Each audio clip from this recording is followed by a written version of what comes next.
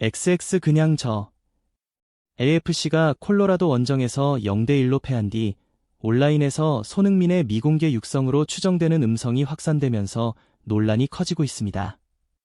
특히 팬들이 주목한 건 단순히 LAFC가 졌다는 사실이 아닙니다. 한 골이 반드시 필요한 순간 손흥민이 교체 투입됐습니다. 그런데 정작 손흥민이 공을 잡는 장면은 많지 않았고 이협적인 공격을 만들어내는 것조차 쉽지 않았습니다. 결국 LAFC는 0대1로 패했고 손흥민은 27분을 뛰었지만 공격 포인트를 기록하지 못했습니다. 그렇다면 도대체 경기장에서 무슨 일이 있었던 걸까요? 만약 온라인에서 확산되고 있는 그 음성이 실제 손흥민의 목소리라면 그는 대체 무엇 때문에 그렇게까지 답답해했던 것일까요? 그리고 더 이상한 건 경기 후였습니다. 마크 도스 산토스 감독의 선택과 실제 경기 내용 사이에서 묘한 차이가 나타나기 시작했기 때문입니다. LAFC는 콜로라도 래피즈와의 원정 경기에서 0대1로 패했습니다. 직전 샌디에이고 FC전에서도 0대1로 패했던 LAFC는 두 경기 연속 무득점 패배를 기록했습니다. 승점은 34점에 머물렀고 서부 콘퍼런스 3위를 지켰지만 선두권과의 격차를 좁히는데 실패했습니다. 그런데 이번 경기가 더 답답했던 이유는 따로 있었습니다. 경기력 자체가 너무 답답했습니다. 온라인에서도 팬들은 경기 내용을 두고 경기력이 너무 최악이다. 경기가 너무 재미가 없다. 라인은 전부 내려앉아 있다. 공격을 가는데 옆에 아무도 없다. 는 반응을 쏟아냈습니다. 실제로 LAFC는 전반부터 공격을 제대로 풀어내지 못했습니다. 손흥민과 드니 부안가, 이고 요리스 등 핵심 선수들은 선발에서 제외됐습니다. 최근 강행군을 이어온 선수들의 체력을 관리하기 위한 로테이션이었습니다. 물론 이 선택 자체가 이상한 것은 아닙니다. 손흥민은 월드컵을 치른 뒤 계속해서 강도 높은 일정을 소화했고 직전까지 13경기 연속 선발 출전이라는 강행군을 이어가고 있었습니다. 문제는 그 다음이었습니다. 손흥민과 부안가가 빠지자 LAFC의 공격은 급격하게 무뎌졌습니다. 그리고 전반 22분 예상하지 못했던 일이 벌어졌습니다. 콜로라도의 프리킥 상황에서 제레미 에보비세가 공을 걷어내려다 발에 잘못 맞췄고 공은 그대로 LAFC 골문 안으로 들어갔습니다. 자책골. LAFC가 스스로 무너지는 순간이었습니다. 전반 42분에는 더 큰 위기가 찾아왔습니다. 콜로라도가 페널티킥을 얻어낸 것입니다. 다행히 LAFC의 골키퍼 카브랄 카터가 몸을 날려 막아내면서 추가 실점을 허용하지 않았습니다. 하지만 전반 종료 시점의 스코어는 0대1.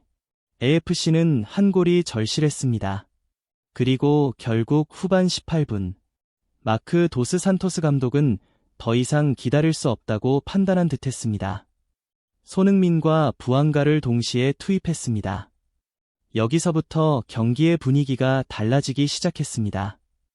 손흥민과 부안가가 들어오자 LAFC의 공격 속도 자체는 조금씩 살아났습니다. 그런데 이상했습니다. 분명히 손흥민을 투입했는데 손흥민이 있어야 할 곳에서 손흥민이 보이지 않았습니다. 특히 팬들이 이해하지 못했던 부분은 손흥민의 위치였습니다.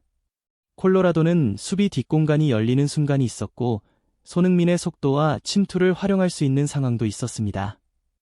그런데 손흥민은 최전방에서 상대 수비 뒷공간을 계속 파고드는 역할보다는 점점 아래로 내려와 공을 받아야 했습니다. 때로는 하프라인 부근까지 내려왔습니다. 공을 받기 위해서였습니다. 문제는 손흥민이 공을 잡는 위치가 낮아질수록 골문까지의 거리는 그만큼 멀어진다는 것입니다. 손흥민의 가장 강력한 무기는 상대 수비 뒷공간을 파고 들어가는 움직임과 골문 근처에서의 결정력입니다.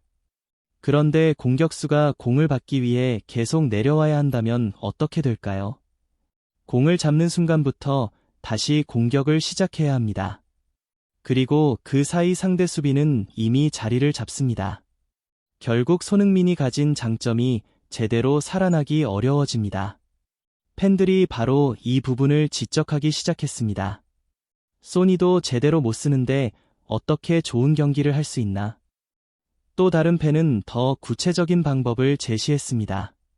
손흥민과 부안가의 위치를 바꾸고 손흥민을 왼쪽 윙에 배치해야 제대로 된 공격이 나올 것이라는 주장입니다. 물론 이것이 반드시 정답이라고 할 수는 없습니다. 하지만 중요한 건 팬들이 이런 이야기를 하기 시작했느냐는 것입니다. 한 골이 필요한 상황이었습니다. 손흥민이 들어왔습니다. 그런데 LAFC는 손흥민에게 충분한 공격 기회를 만들어주지 못했습니다.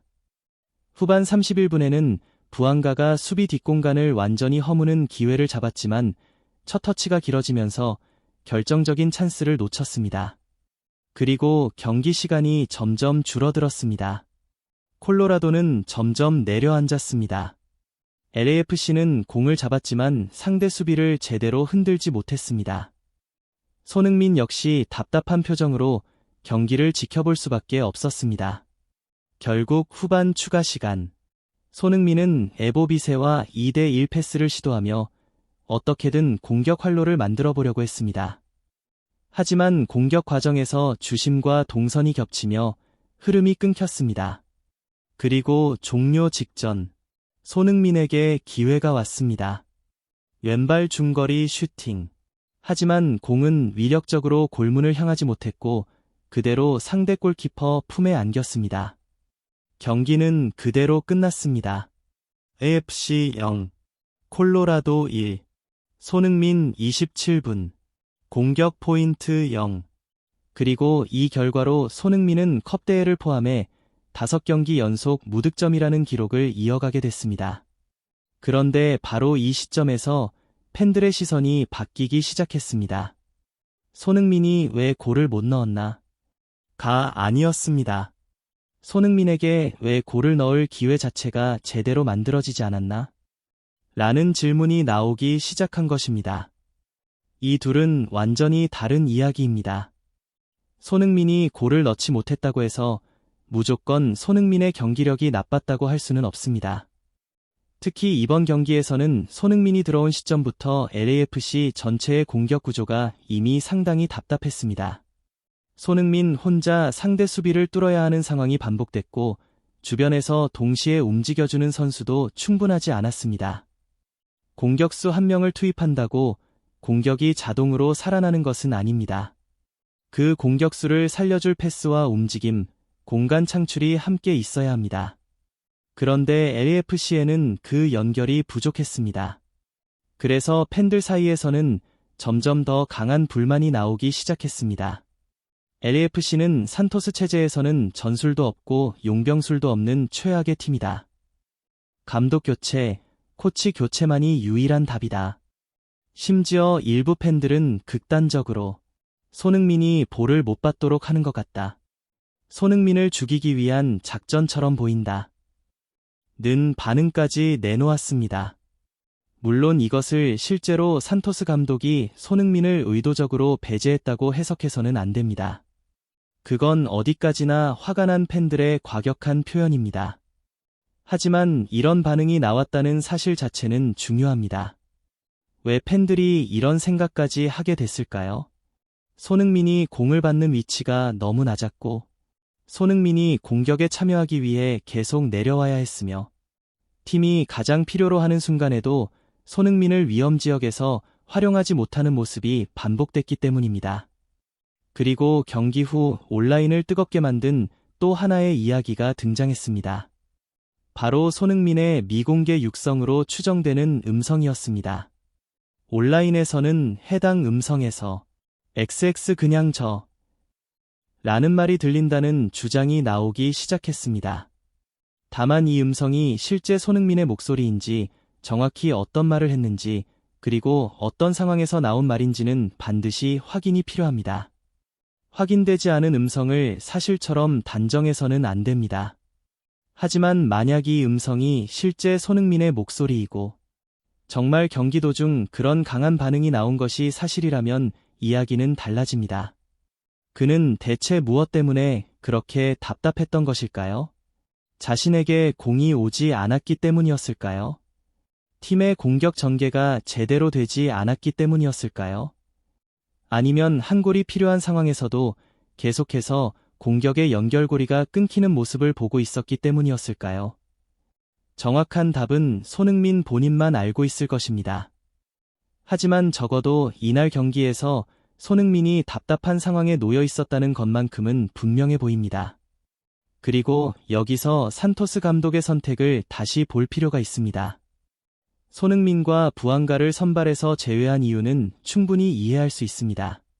AFC의 일정은 정말 빡빡했습니다. 손흥민은 월드컵 이후 계속해서 경기를 치렀고 체력 관리가 필요한 시점이었습니다. 따라서 로테이션 자체를 비판할 수는 없습니다. 문제는 손흥민을 투입한 이후입니다. AFC가 한 골이 필요했던 순간 손흥민과 부안가를 동시에 투입했습니다. 그런데 이미 팀의 공격 흐름은 상당히 무너져 있었습니다. 손흥민이 들어오자 공격 속도는 조금 살아났지만 손흥민이 마음껏 움직일 수 있는 공간과 패스가 충분하지 않았습니다. 그렇다면 질문이 하나 생깁니다. 이것이 정말 계획된 전술이었다면 왜 그 전술 안에서 손흥민은 이렇게까지 고립돼 있었던 것일까? 바로 이 지점 때문에 산토스 감독을 둘러싼 논란이 커지고 있는 것입니다. 감독이 손흥민을 제대로 활용하지 못했다는 주장과 손흥민을 보호하기 위해 늦게 투입할 수밖에 없었다는 주장이 정면으로 충돌하고 있습니다. 어느 쪽이 맞는지는 더 지켜봐야 합니다. 하지만 결과만 놓고 보면 LAFC는 2경기 연속 득점에 실패했고 손흥민과 부안가를 아껴둔 선택 역시 승점으로 연결되지 않았습니다. 더 큰 문제는 이제부터입니다. LAFC는 손흥민과 부안가에게만 의존하지 않고도 득점을 만들어낼 수 있는 팀이어야 합니다. 그런데 두 선수가 빠지자 공격력이 급격하게 떨어졌고 두 선수를 다시 투입했는데도 경기의 흐름을 완전히 바꾸지 못했습니다. 이것은 단순히 손흥민 개인의 문제가 아닙니다.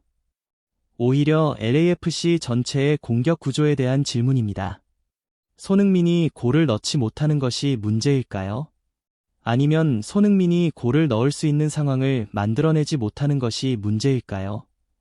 팬들의 반응은 점점 후자에 가까워지고 있습니다. 처음에는 손흥민을 보기 위해 AFC를 응원했던 팬들이었습니다. 그런데 이제는 하루라도 빨리 탈출했으면 좋겠다. 팀을 옮겨라. 여기만 아니면 될 것 같다. 다른 리그로 떠나는 게 좋을 것 같다. 라는 반응까지 나오고 있습니다. 이것은 상당히 아이러니한 상황입니다. 손흥민은 AFC를 더 강하게 만들기 위해 미국으로 왔습니다.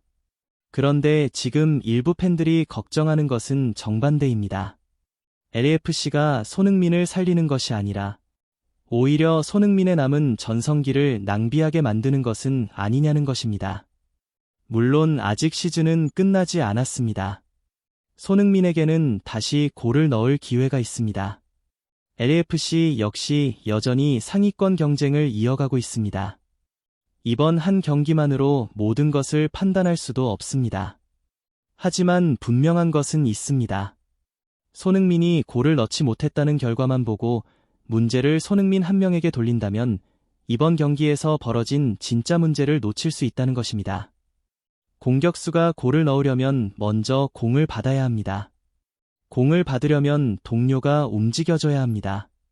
공간이 만들어져야 하고 패스가 들어와야 하고 팀 전체가 그 공격수를 살려줘야 합니다. 그런데 이번 경기에서 손흥민에게 과연 그런 환경이 충분히 만들어졌을까요? 팬들이 분노하는 이유도 바로 여기에 있습니다. 그리고 만약 앞으로도 손흥민이 계속해서 최전방과 미드필드 사이를 오가며 공을 받기 위해 내려와야 한다면 과연 AFC는 손흥민의 최고의 모습을 끌어낼 수 있을까요? 이제 공은 산토스 감독에게 넘어갔습니다. 손흥민을 살릴 전술을 만들어낼 것인가? 아니면 지금과 같은 답답한 흐름이 계속될 것인가? 다음 경기에서 그 답이 조금씩 드러날 것입니다. 손흥민에게 필요한 것은 단순히 더 많은 출전 시간이 아닙니다.